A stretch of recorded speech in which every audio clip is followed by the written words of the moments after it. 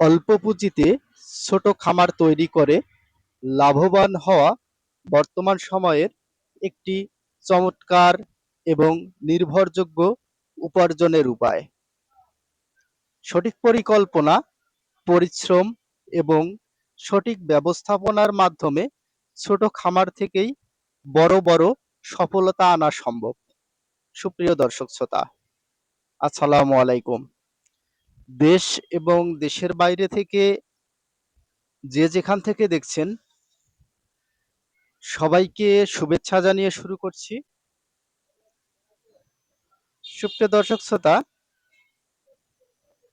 আজকে আপনাদের দেখানোর চেষ্টা করছি যে খাঁচায় সমন্বিতভাবে দেশি মুরগি এবং টাইগার মুরগি খাঁচায় পালন পদ্ধতি সম্পর্কে।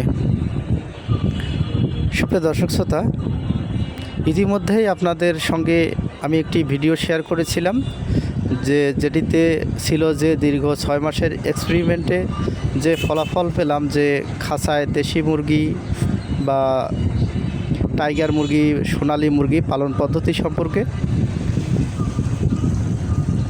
তো আজকে মূলত আলোচনা করছি যে আমার বাসার কয়েকটি দেশি মুরগির বাচ্চা ছিল, সেই সঙ্গে কিছু টাইগার মুরগির বাচ্চা।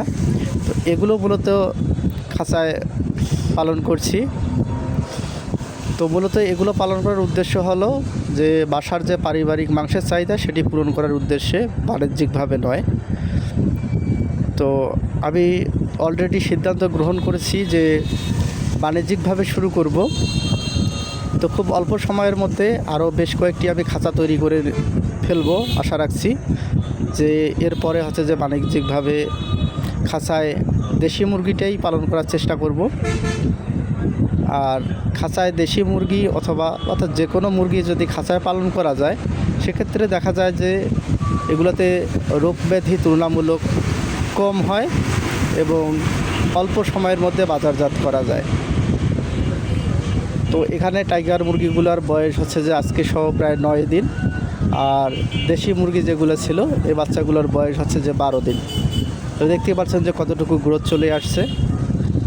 তো সুপ্রিয় দর্শক শ্রোতা, আপনারা জানেন যে খাবার সম্পর্কিত বিভিন্ন তথ্য উদ্যোক্তা বিডি ইউটিউব চ্যানেল এবং ফেসবুক পেজে আমি শেয়ার করে থাকি।